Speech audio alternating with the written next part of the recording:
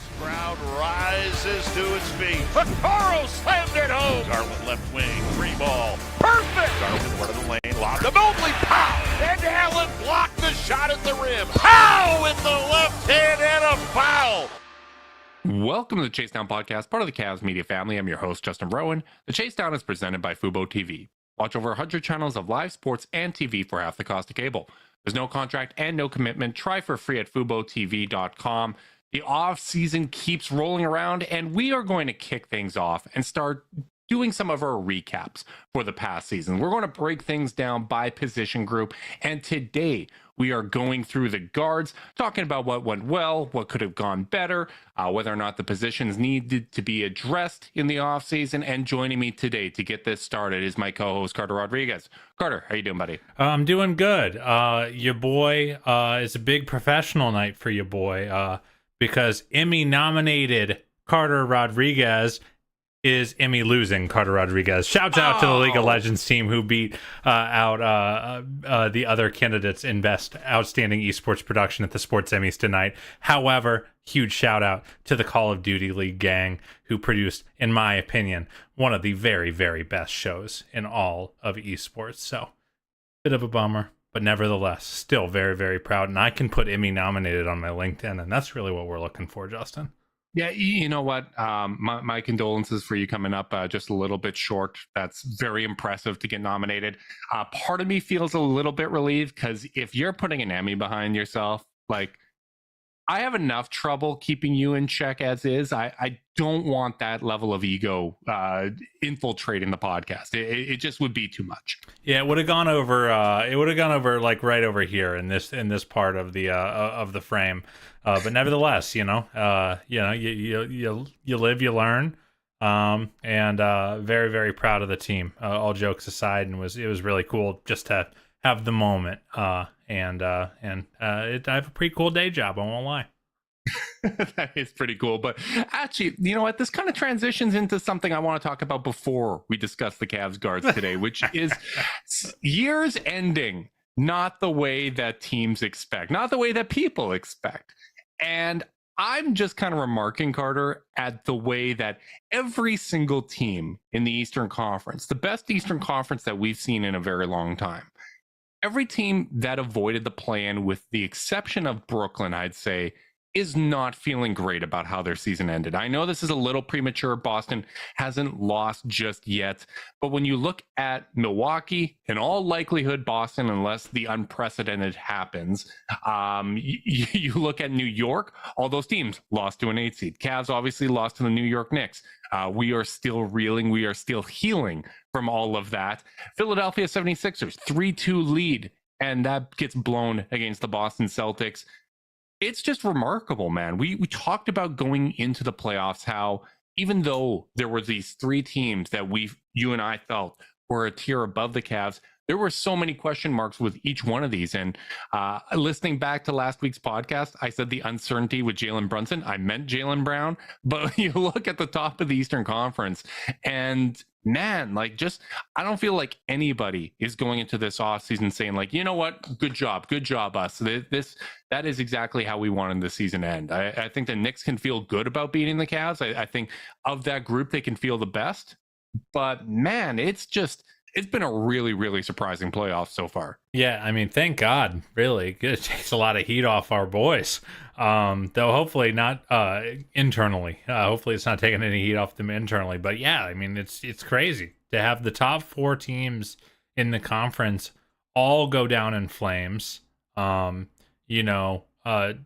top, potentially, we could be looking at 1 through 3 seeds all letting go of their coach this summer.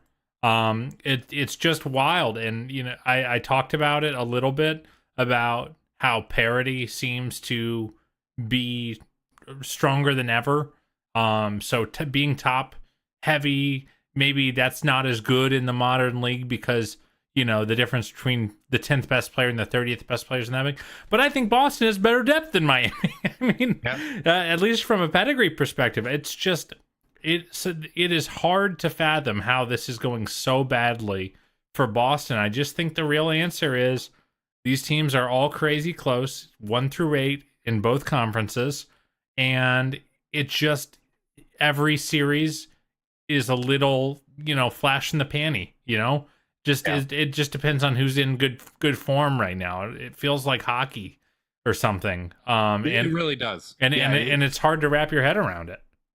Yeah, the margins are a lot thinner, and I don't want to go full Daryl Morey here and say, playoffs are a small sample size, but they are, right? And when you have an Eastern Conference that's this competitive, you're going to have things like this. And to me, it's remarkable that I'm seeing complaints, because I feel like this has been one of the best playoffs that I've watched in a very, very long time. One of the major complaints people have had is that the playoffs are too predictable. We just, the top seeds are always going to win. We know who's going to be in the NBA Finals. No, that's very different. Well, in one conference, you do have a 1 seed. That was the best team all season. After they locked things up, they took their foot off the gas a little bit, but come playoffs, they're just dominating everyone. They're wiping the floor with everybody in the Western Conference. And in the East, you have the Miami Heat, who have been to the conference finals 3 of the last 4 years. They went through this season with the most player games missed in terms of injuries. They were experimenting with things throughout the regular season. It wasn't that there's a notion that the Miami Heat aren't taking the regular season serious and they're just flipping a switch when it comes to the playoffs.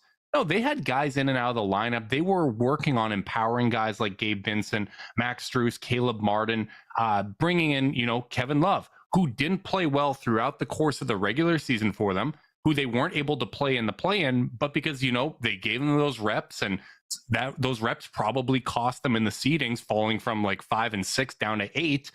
But, giving those reps, taking a different approach to the regular season, that's what helped get them to this point that they're at. And man, that's a good team. That's a good team in a very good conference. Yeah, it's really, they obviously have the pedigree. They have the best coach in the league, which, if the margins are thinner, then maybe your coach matters more than it ever has. And Spo is a savant. Mm-hmm. They recently showed highlights of Spo's first finals run with LeBron and co. He is on some kind of super non-aging serum. He looks great. He looks great. Anyway, I think he's the best coach in the league. They have a bunch of 16-game players, and they are taking advantage. But then there's just stuff that's weird. They were the worst shooting team in the league from 3. Yeah, and they're burning the nets down on some open shots, but a lot of contested ones. I mean, Simmons and Russillo were talking about it in the second play-in game. Gabe Vincent had 0 points in 27 minutes, and now he's scoring 29 in the conference finals. Mm-hmm. Like, we still talk about Boobie Gibson because he had a game like that, and Gabe Vincent's doing it every other game.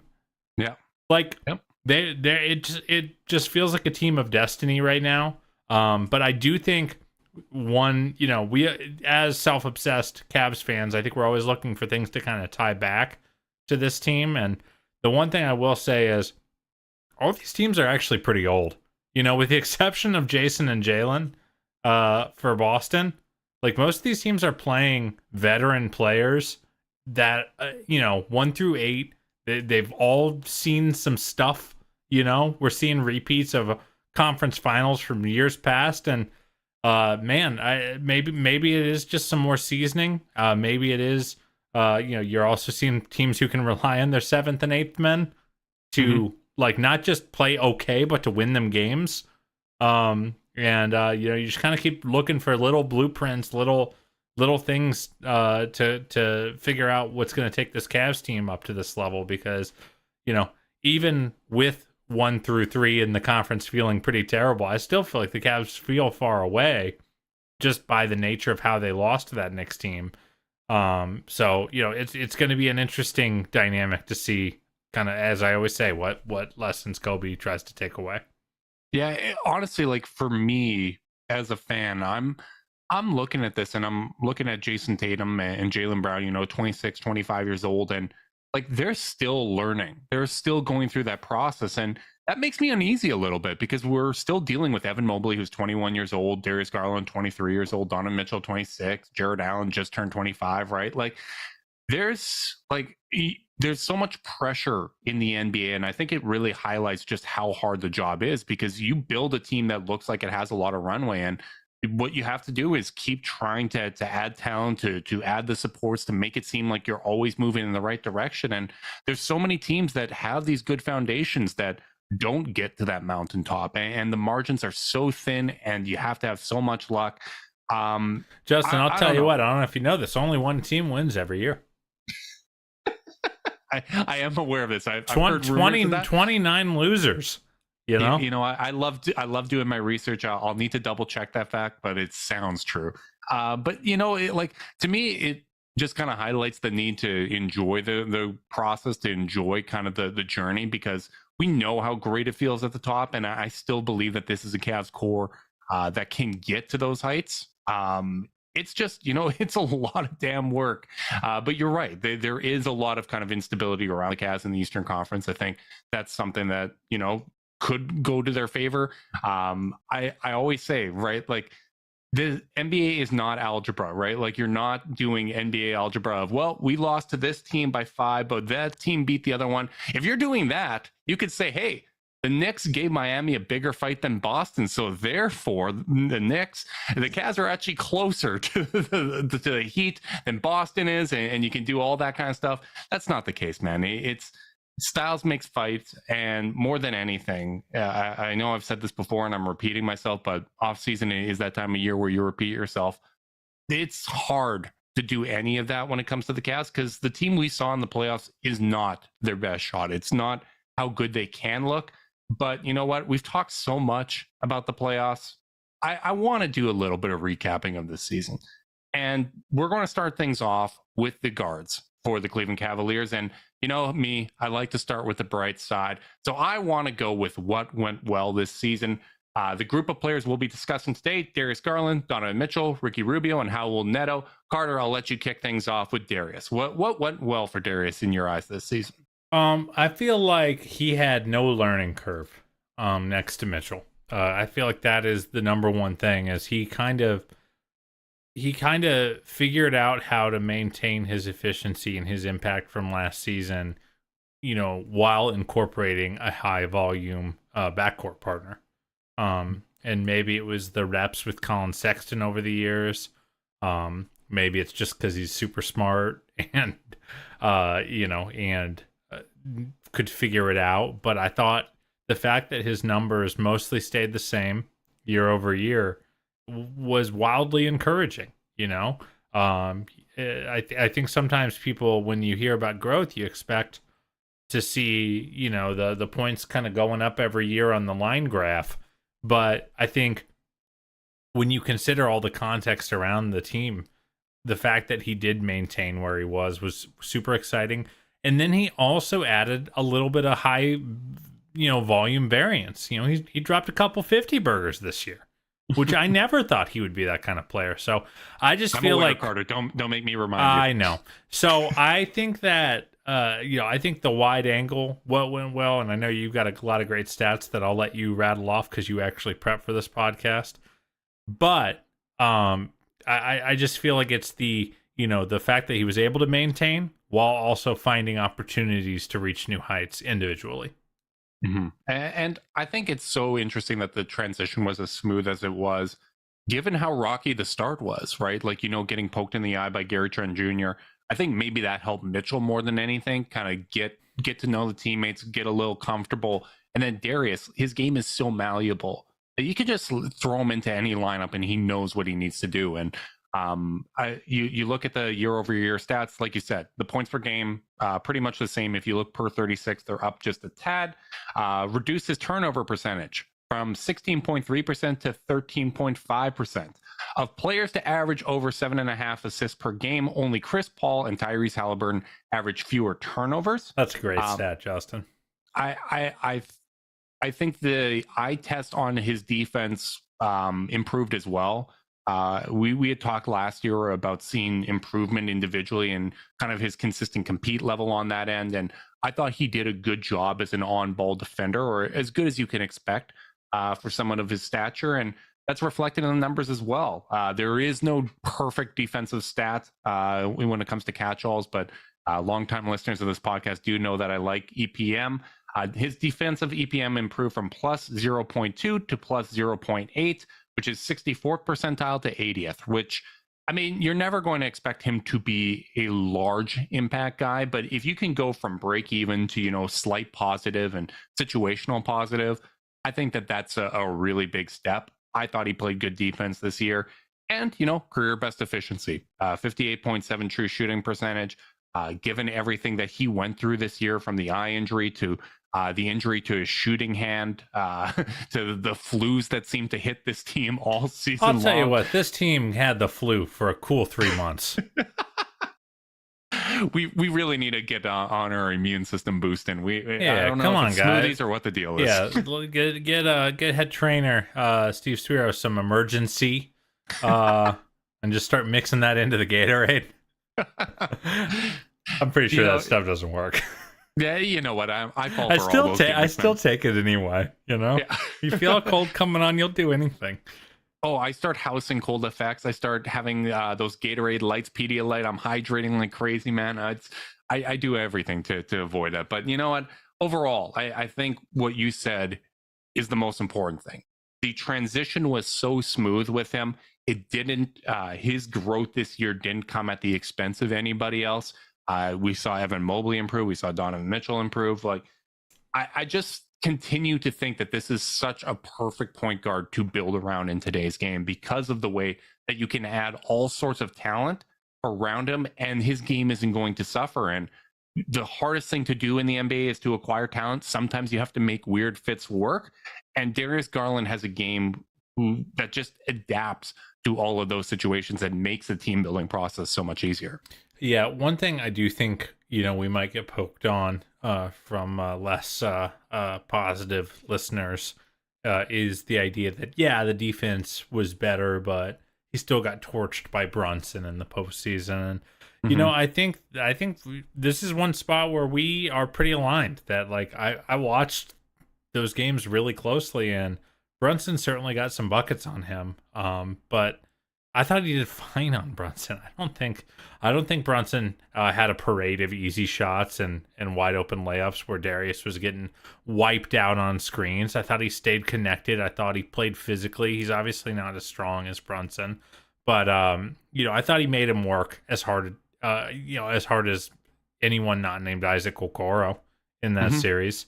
So I'm going to preeminently say that I think it did hold up in the postseason. I don't think this was a thing where, it's easy to be a good regular season defender because no one's hunting you.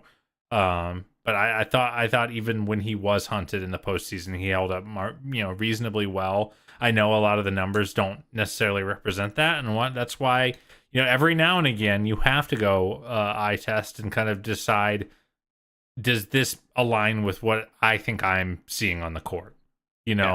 Points per possession on individual matchups in the postseason series are so noisy.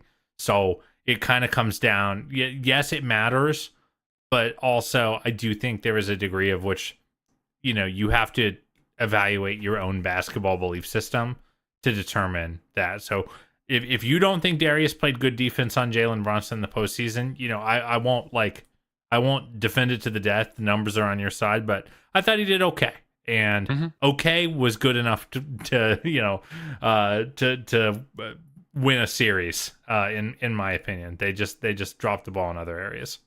Yeah, I completely agree. And as you pointed out, Jalen Brunson played better against the Miami Heat. He put up much better numbers, and I agree. I think Darius stayed with him well.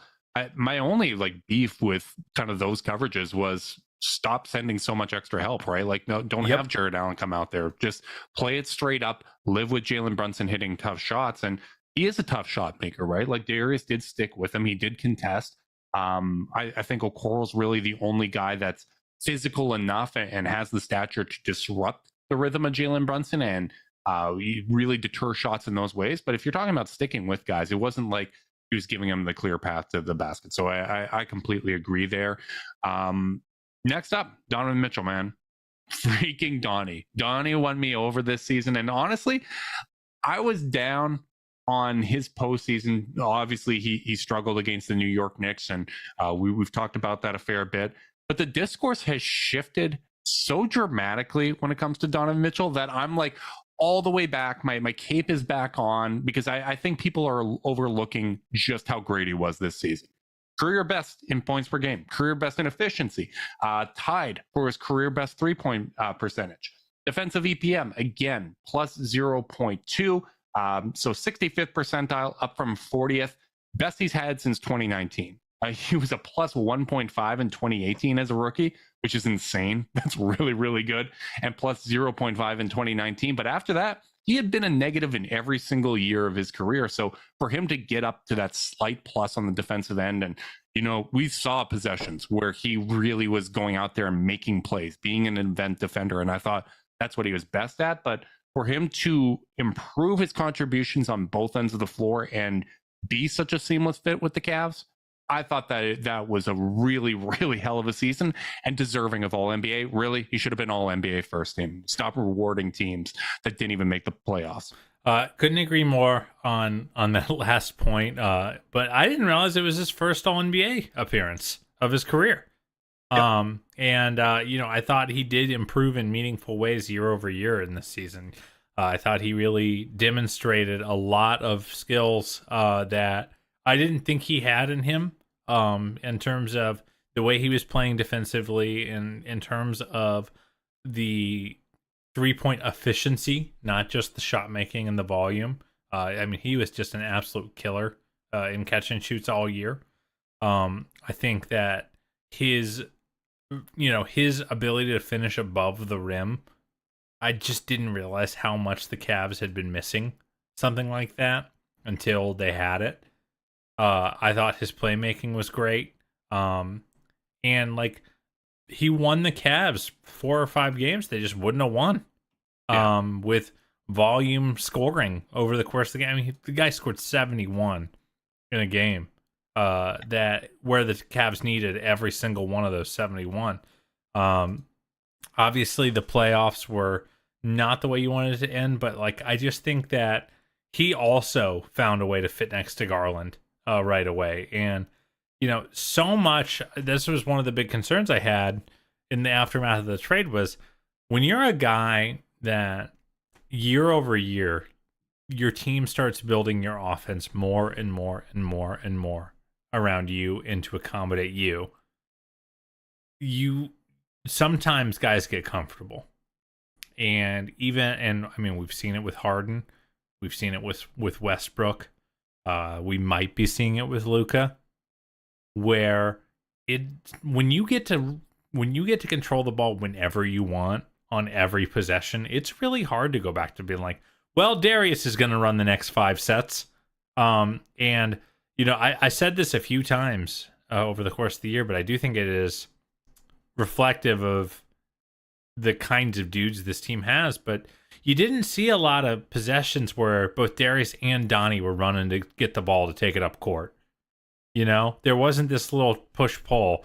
And while obviously Darius gets a lot of credit because this was kind of his offense to run last year, Donovan came in supernova. He could have just, staked his claim and said, I'm running the offense every time it matters, no matter what.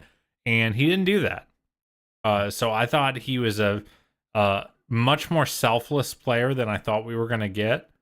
And even in the playoffs, when things weren't going well, I think his game and his decision making, it dropped off at times, but it didn't feel like he was none of this is working. I'm just going to take every single shot here. And maybe that would have been a benefit at times, but it seemed like he was still committed to trying to make things work, to try to keep Darius involved, to try to keep Mobley involved. And even though it was a team-wide failure in that way, he was still kind of committed to making the thing work, which I thought spoke well of kind of his whole approach to this Cleveland situation. Yeah, he was awesome. And I know you have a lot of great Darius Donnie stats, and I'd like you just to cue you up.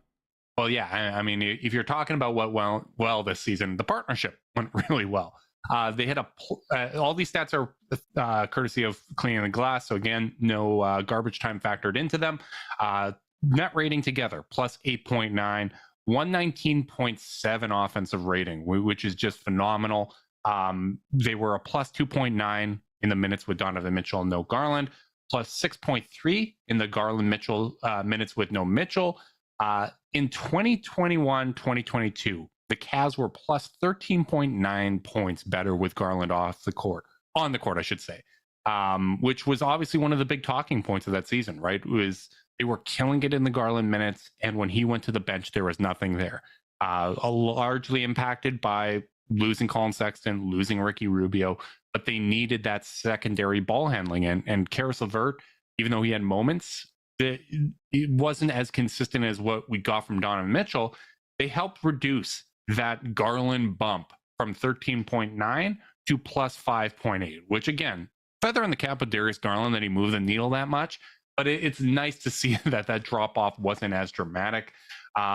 This was also the first time in 3 years that Mitchell was on a team where the team was better with him on the court.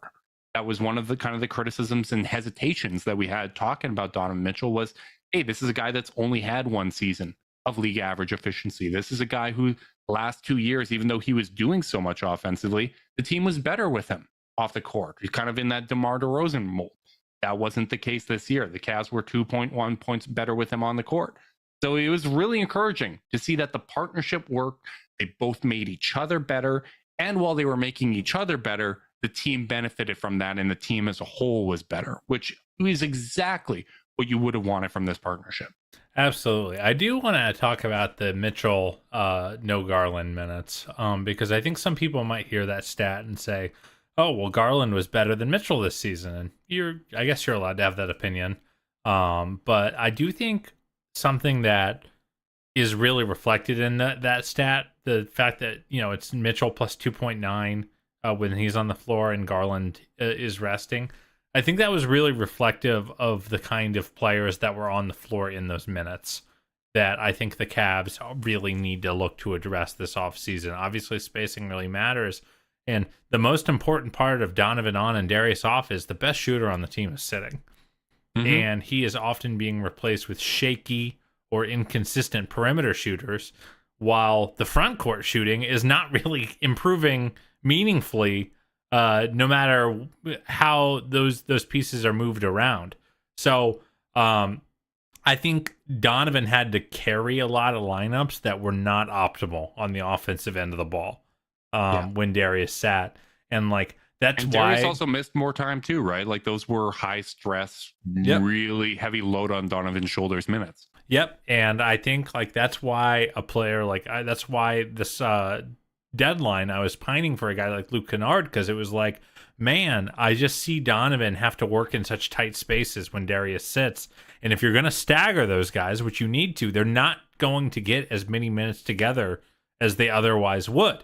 So I feel like the Cavs need to kind of find ways to juice those minutes that it's just Donnie without Darius on the floor. And then all of a sudden, you look at a 51-win team and they could really take another huge jump, especially in the regular season. Yeah, I completely agree. And I'm really happy that you brought that up because I do think it is reflective of the players around him. And, early in the season when it was the two of them, there was experimenting because the whole kind of thesis of making this core work is you're going to have one of the guards and one of the bigs on the court at all times, right? Like we know they're all good together, but early in the season, I remember it was Donovan Mitchell and Evan Mobley trying to see, okay, do these guys have a two-man game going? Later in the year, they found that it was better to have Jared Allen out there. He's the better screener, really kind of helps open up Donovan Mitchell. And when Evan Mobley was having that awesome second half of the season that he had, a lot of it came. Those Garland Mobley minutes against second units were killers. With Garland and Mobley on the court with no Allen and no Mitchell, it was a plus 11.9 net rating. Like they just killed it this season. And finding those guys that have the right chemistry with Donovan, that you can have these second and third units that really put the pressure on opposing teams and help increase your margin for error and open up, give the opportunity to rest these guys more. I think that is really, really important. And the lack of lineup versatility and other options to go to was definitely one of the things that we saw kill the Cavs in the postseason. Absolutely. I want to before we talk about things to improve, I think we got to hit our duo of backup point guards in Ricky Rubio and Raul Neto in terms of what went well. Yeah, so for Ricky, and this is funny because I think back to even Media Day where there was the concession on Media Day that Ricky's impact is probably going to be more off court in year one because this is going to be something that he's recovering from all season. It was tough. He did not have a good season. I know you had trepidations about the signing, and it did not work out on court this season. The real positive is that he didn't have an injury setback, right? Another injury to that leg would have been devastating and would have impacted the ability for him to maybe come back and have a bounce back next year. So from that standpoint, I think that was the biggest positive for Ricky Rubio. And when it comes to Raul Neto, I liked his minutes, man. I thought he was competitive on the defensive end. I thought he stepped in. I would have actually liked to see him a little bit more than we did this season, even just to get the rotation comfortable with having another point guard coming in for when Ricky eventually came in. I would have liked to see a few more Neto minutes, but from a backup point guard perspective, especially on a team that has Darius, that has Donovan, and even Karras, who can kind of do some of those guard duties, I liked what Raul Neto gave them this season. Yeah, I think a part of the narrative of this Cavs season is the fact that the Cavs did have a lot of guys on roster spots that they did not end up really trusting or weren't able to rely on them in the postseason. I do not think Raul Neto applies here. I think he did everything you should ask out of a third point guard on a team. He came in, gave good minutes, both off the bench, and did he have any spot starts? I don't recall. A couple. But I feel like whenever he was always ready, and he flipped a couple games, in terms of being an irritant, or energizing the rest of the team. He was just an amazing defender. I thought his finishing at the rim was really, really strong this year. Because he's not a shooter. He's just not. He hit a few threes here and there, but that clearly isn't part of his game, which, I do think if the team is going all in on shooting this summer, that could be a challenging spot for Raul, despite all the other great things he brings to the team. But I just think you need a guy who's going to be a great practice guy, who is always ready, who can be relied on to, and we talked about it with the playoffs right now. There are role players right now that are flipping games. Now, Raul obviously didn't do that in the postseason, but he did in the regular season quite a few times. And all you can ask for is what he gave them this year. And to your point, I think they could have played him a little bit more. With Ricky, I feel like I have to just kind of agree. The fact that he did have a few moments where he kind of had that verve back, where he was hitting the corner threes, where he was getting the team running a little bit. But I mean, it was a really hard half year for Ricky Rubio. There's just no way around it. We'll talk more about it in the what needs to improve section. But like the fact that he didn't aggravate, the fact that he played free. He didn't play great, but he didn't play afraid. I know these aren't the most outstanding wins, but like you have to kind of work your way up slowly when you have, a devastating knee injury like that, especially for the second time in one knee. I totally agree. And if you saw me looking a little sick while you were talking there, it's because I realized, even as someone that really prides himself on his ability to prep for a podcast, there was something I overlooked when we're discussing what went well this season. And that is, of course, the video conferencing we get from Zoom, support from this podcast. And the following message comes from Zoom. 500,000 businesses connect using Zoom, a single platform for phone, chat, workspaces, events, apps, and video. Zoom enables real-time collaboration for teams around the globe. Zoom, how the world connects. No, I'm the one that's sick. Well, we'll work on that, Carter, just like these guards will work on their games going into next season. We won't go into Raul Neto just because, he's not under contract with the Cavs going into next year. So we'll stick with Mitchell, Garland, and Rubio. And I'm curious, because this is the one that I had the most trouble with when it came to Donovan Mitchell. Where would you like to see improvement with him? It was so hard because he just feels like such a maximized player. And And the stuff that made the postseason hard was just like, it's stuff that's like really hard to be like, get better at not turning the ball over when there's no space. Play better. Like, don't have a few bad games here. Like, don't miss the shots you normally make, right? Like, that's not actually constructive. Yeah, and I guess like what I'm hoping is, I think people forget that this guy's young too. He's not an old player, even though he's old as compared to the rest of the Cavs. He's still only 26 years old himself. And I feel like all Donovan needs to do, the skill game is all there. The handle is unbelievable. The finishing with both hands, very, very good. He's got a great pull-up, both from mid-range and from three. He makes, he's not an elite passer, but he makes the reads that are there.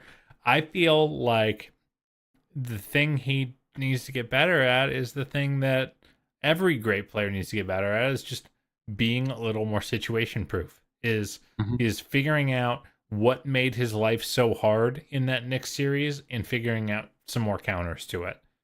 And a lot of those counters are not, it's not like a bullet point on a rundown that I can just put in. It's like, feel the game a little better. Figure out how to make kind of the subtle movements to free yourself. And some of that, and it's all so interdependent on scheme, on spacing, on everything. So I don't have a good answer for what Donovan needs to get better at. I just think he just needs to keep getting better at basketball, like all great young players do.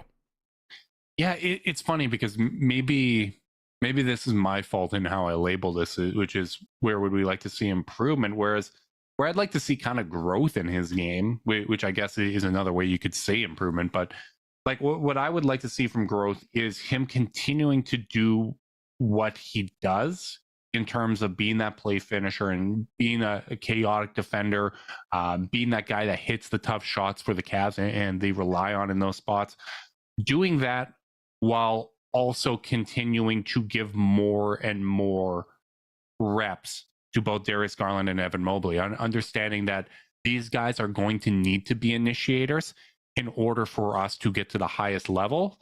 And I think no matter what, like we talk about how Evan Mobley probably needs to be the best player on the team if the Cavs are going to be a contender. I think that Donovan's still probably going to be the leading scorer on that team. Evan Mobley might be the best player on the team and the third best offensive player on the team, right? Like when I think of an optimized Evan Mobley, I'm not thinking of someone that's going out averaging 25, 30 points per game. I'm thinking of a guy that impacts the game in so many ways that you really have to kind of watch and appreciate it to fully understand what's going on. But I do think, and I know I said this on the last podcast, but I think the team runs at its best when Garland has the ball in his hands and he's being assertive. So Donovan continuing to empower him as a leader to be that way, right? That was such a big story of game 2, was Donovan being in Darius's ear, telling him this is what we need from you in order to beat the Knicks. And they came out with such a dominant performance. Continuing to improve it as a leader in that way, empowering both Darius and Evan Mobley, while still maintaining that aggressiveness and what made him an all-NBA player, because I still want him to be that leading play finisher. I still want him going out there and having the big games because he's a truly, truly special offensive talent. Yeah, I think the only like practical adjustment is one that I'm going to throw at Darius's feet too, which is dude's got to play faster. Both Darius and Donnie really like to walk it up and probe, and like they got to get this team's pace up. They are the kings of settling, passing up good shots and the perfection of perfect shots, and dribbling just a little bit too much and not starting the set till the 13-second mark on the shot clock. And like I feel like these two dudes are going to set the tone there for the rest of the team, and they will never play at the pace that they need to play if both Donovan and Darius are not egging each other on to get into their sets quicker. Again, this is not run fast breaks nonstop. This is run into your sets. flow into your sets, bark at your teammates if they're jogging into the sets. Like, both of them as play starters need to do that. So that's a Darius note and a Donovan note. And like, that is one practical thing where I'm like, hey, like, you have to see how this is hampering what y'all are trying to do. And it's just needed. And at this level, you just can't have self-imposed wounds. So I feel like that probably transitions us well into Darius. But yeah, I feel like the pace gauntlet has to be thrown at Donnie's feet too. Yeah, I completely agree. And it's funny, like the Cavs 30th in pace, right? Do you know what it would take, how many more possessions per 100 possessions they would need to jump up to get to like 12th in pace, Carter? Nope. It's 4. Wow. Like that's the difference. Like the NBA teams, there's not a massive variance when it comes to the pace stats that they have, but just getting up there, or like you said, if you are starting all possessions earlier in the shot clock, not necessarily being a fast break run and gun team, you can change those pace numbers really easily. And that is something that they have left on the table, and I would like to see them improve. Maybe some of that comes from all 3 levels, right? It's Darius and Donovan understand that they need to up the pace themselves. It's JB continuing to kind of emphasize that. And it comes on the front office to say, we're going to add the depth this summer. We're going to give you the supporting cast so that you don't feel like you have to conserve energy. We're going to get quicker subs. We're going to have multiple functional lineups so that we don't have to rely on you in these big games against better teams in these heavy minute loads. Because I think, honestly, and this is something that I probably, if I knew we were going here, maybe I could look it up somehow. But I feel like when they play better competition, they play slower because they're playing more minutes. All those possessions, they're valuing them differently. Whereas when they would play lesser teams, when they were playing lottery teams or teams below them in the standings, they played a little faster. They played a little looser. And even at home, they play faster and looser. And I think that's why you see the crunch time numbers look so much better. So I do think that it's something that maybe it needs to be emphasized at all 3 levels, but I could not agree more. I would love... Yeah. Something that jumped out at me there is you kind of saying that, they value those possessions more. And I agree. And what I would tell them is, hey, by walking the ball up and trying to survey your surroundings and slowing it down, you're actually valuing them less. You're valuing your time less. And you just don't get to do that against good teams, against good defenses. And this team was really good at winning rock fights, and that's great. But they have the talent to win in multiple ways. And I think it is much more about mindset than personnel sometimes. And I think they can do it. I think moving on to Darius's improvements, his 3-point attempts per 36 dropped year over year. Took 6.7 threes per 36 last year, 6.1 this year. And now you might be saying, hey, Donovan Mitchell's here. He's going to get less shots. His usage percentage only dropped about 1%, which means he just wasn't taking as many threes. Yeah. And he probably had more. I don't have the numbers in front of me for this right now, but I would surmise he had way more open threes generated for him this year than he did last year. And you just can't. Like, I just feel like when you look at the math, the simple addition, because as much as we say basketball isn't algebra, it's not just a sum of your parts. Sometimes it is a sum. It's a sum of how many 3-point attempts your team gets up. And if they're starting someone like Isaac, Evan, and Jarrett in the front court, you might get in an average game 3 to 4 3-pointer attempts from them. And if you're playing a guy like Karras or Jetty or Dean Wade, you might get another 5 or 6 from there. So you got about 10. That means Darius and Donnie got to get up another 20 to get you to 33-point attempts, which is a very reasonable average attempt number in the modern league. So you just don't get to take 3 threes or 4 threes in a playoff game, Darius. Like, you have to pull, you have to set the tone, because the whole floor is going to shrink with the personnel this team has. Like, as much as people want to talk about the way two bigs cramps the spacing, and there are people who remain very skeptical that the offense can work at a playoff level playing two bigs. Well, it certainly isn't going to work if they don't shoot enough threes in the backcourt. But this is a backcourt that is so well equipped to be volume 3-point shooters. So Darius must improve his 3-point attempt volume, even at the expense of some percentage points. I just feel like it's very, very important. And as great as he was last year, it's a big glaring red mark on his basketball reference page to me. Yeah, it's the number one thing. Like his 3-point percentage, career best 3-point percentage, that to me just screams that you shot nearly 42% from three. You didn't take enough.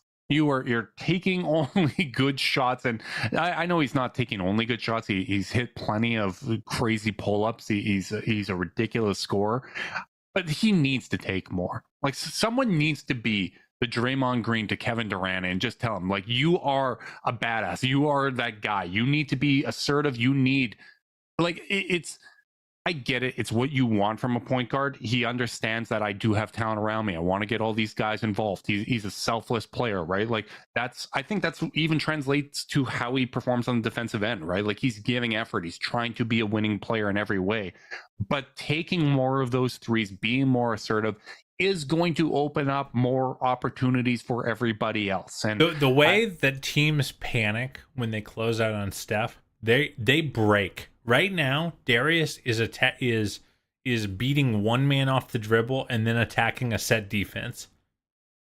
Teams will go under on him sometimes. Yeah. That should never, ever happen for a guy that's as talented as he is as a scorer. And that's because they know he's looking to pass first in so many of these situations. And he needs to keep those defenses honest. I think that is beyond the pace, if I had to change one thing, it's getting that 3-point rate up, because I think his ability to, cut down on his turnovers, improve on the defensive end, like he is improving in every single facet of his game. And I think what can take him from the level he's currently at, which I think is a clear all-star talent, even though he didn't make it this year, I think what can take him from an all-star talent to an all-NBA talent is upping that 3-point rate. It is, scoring at that level, because it's not going to change a lot with this team. Like we saw down the stretch, Evan Mobley was a 19-point per game player. Darius was getting his 22. Donovan was getting his 25, right? Like it's not going to change the team dynamics. It's not going to stunt the growth of Evan Mobley. It's not going to hurt Donovan's game if more of his shots are coming from the 3-point line. It is going to help this team. And I think it's one of the most obvious ways for them to raise their offense as a whole is by him being more consistently assertive. Darius with 4 to 5 feet of space should be a panic-inducing moment for the defense. Until it is, there will be a ceiling on this offense playing with two bigs and maybe a semi shooter in a guy like Karis LeVert or a guy who isn't guarded in Isaac Okoro. Like the only way to break those kind of conventions is to be so elite in the backcourt that you overwhelm it. That's what we've seen with the Warriors year over year. So those are my improvements for those guys. And then for Ricky, it's just a matter of like, hey, you're gonna have to be able to hit open threes again, and you're gonna need to find ways to you're gonna need to take those volume threes and force teams to guard you. And really, if anything, I feel like this is a spot for JB and the coaching staff to improve, in my opinion. Obviously, not knowing all the context, you just can't guarantee him minutes. I agree.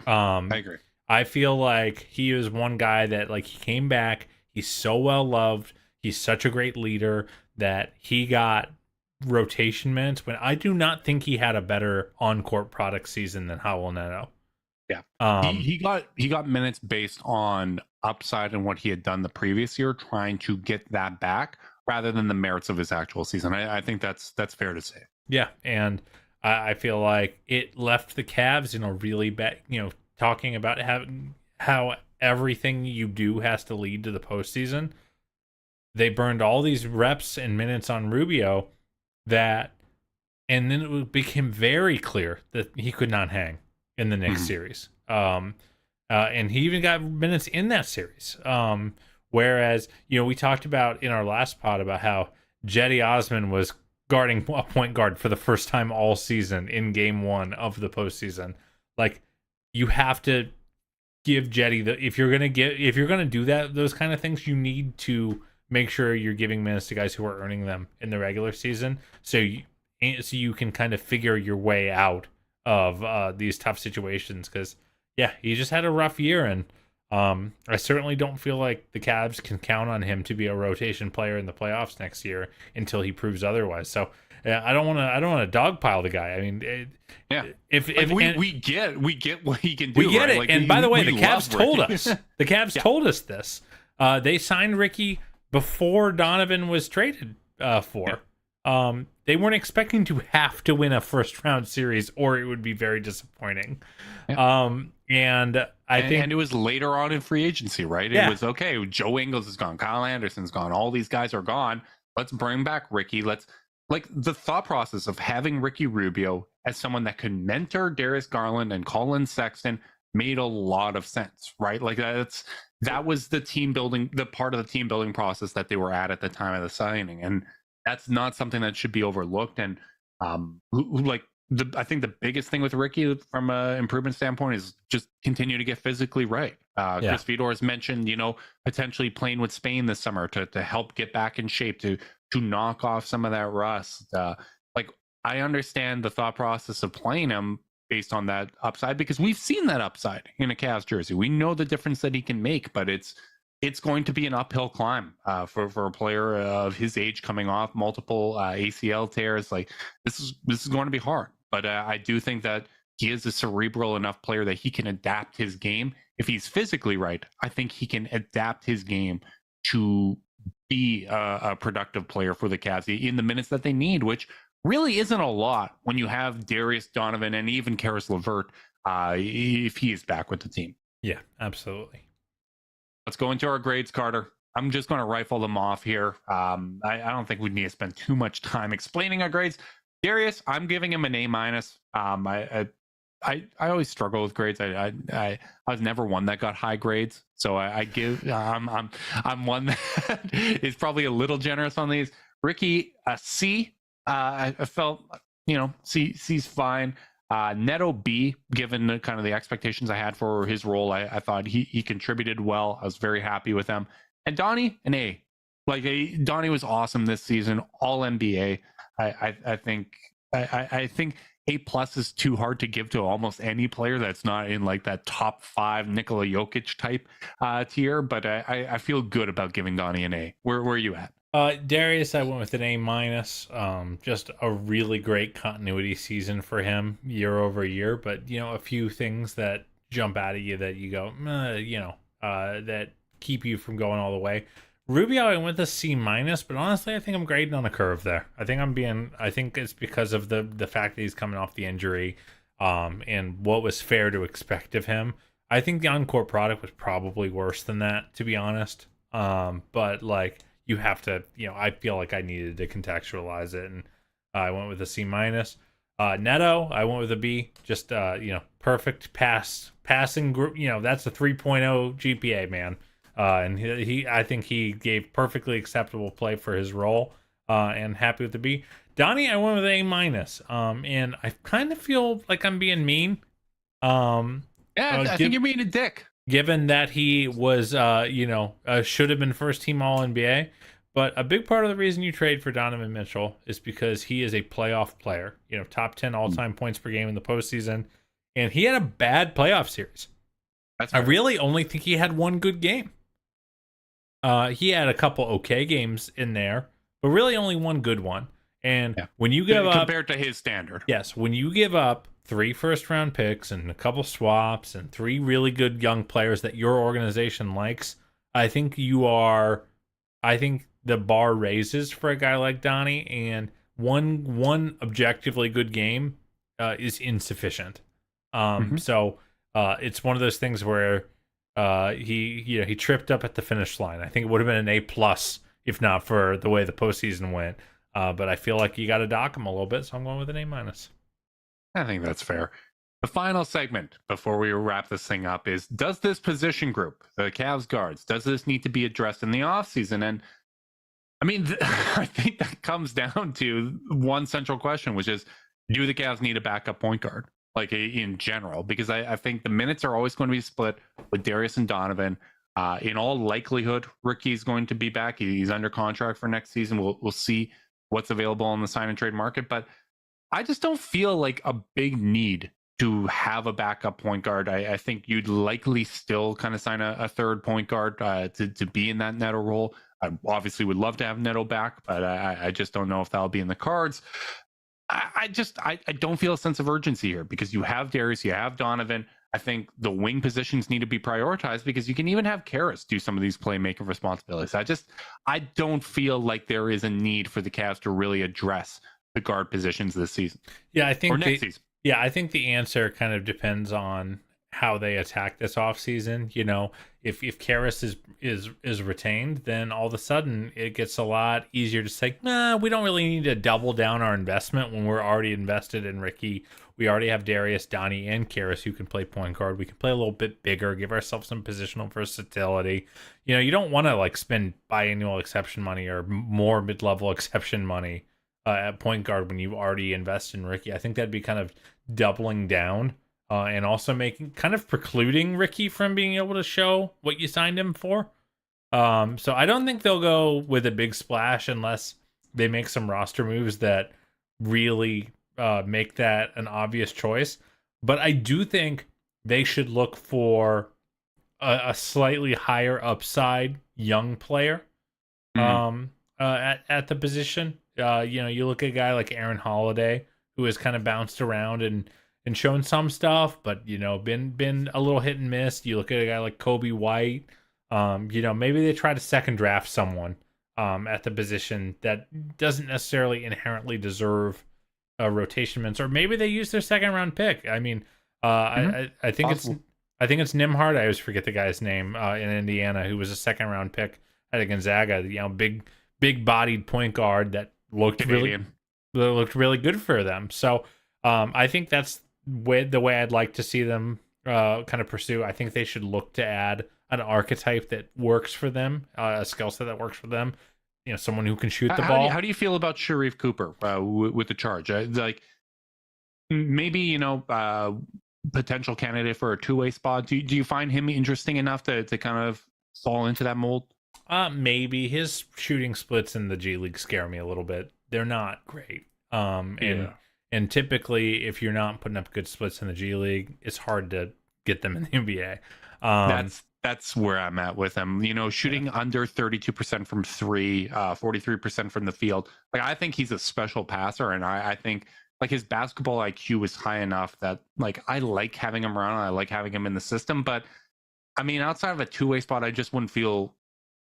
I like you said, the efficiency just isn't at the level, and obviously, he is a little smaller when it comes to size. He's not contributing on the defensive end, so yeah, I don't know if I would go with an NBA contract for him, but continuing to develop someone like I think vision like that and the passing he has isn't something that you can necessarily teach. So I get why you would try to continue to develop that talent, but I think the 3-point shot is probably the one thing holding him back in my eyes.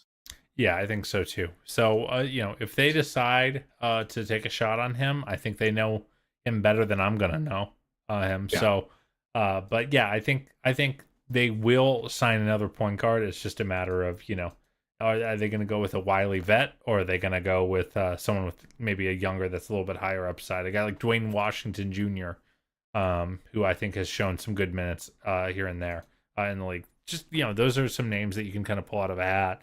You're not going to hit a home run with your third point guard most of the time. So it'll be interesting to see how they invest in that position. Yeah, it is going to be interesting, but it does feel good that we have such a strong 1-2 punch when it comes to the guards. I'm already getting impatient, man. I want more Cavs basketball. I want to see what this offseason looks like. I want to see what next year looks like. I'm I'm itching. I'm fiending. I can't wait for it. Brother, I just checked the box score. Nuggets, Lakers. LeBron has 27 with 5 minutes left in the second quarter. He had 21 in the first. That's awesome. We should probably run over and start watching that. But Carter, this is a historic podcast because you know why? Why? This is the last time we're going to podcast before the Winnipeg Sea Bears. Oh, baby. Sea Bears Sundays underway. We're going to get Sea Bears updates. They already, opening night, Carter, CEBL history for the largest crowd in league history. Sold out. Winnipeg knows ball, Justin. They know ball. Sold out, already expanding, adding extra seats, getting more people in. Butts in seats. We're going to be getting updates. Probably Can't not wait. a lot of time. Can't wait. Because that's maybe just a little too self-indulgent, but I'm excited to at least get If we don't do at basketball. least 60 seconds a pod, I'm never going to forgive you. Okay, we'll stick to that, and hopefully our listeners don't hate us. And big thanks to everyone tuning in live on YouTube. We really appreciate you guys hanging out with us. If you want to support us, like, subscribe, click notification bell so you know when we're going live. If you're listening via podcast, leave us a rating, leave a review, subscribe, unsubscribe, resubscribe, and help cook those books. If you want to be part of Chasedown's exclusive Discord chat, send a screenshot of that review to chasedownpod@gmail.com. However you choose to support us, we really do appreciate it. Make sure you guys are staying safe out there. Until next time, go Cavs.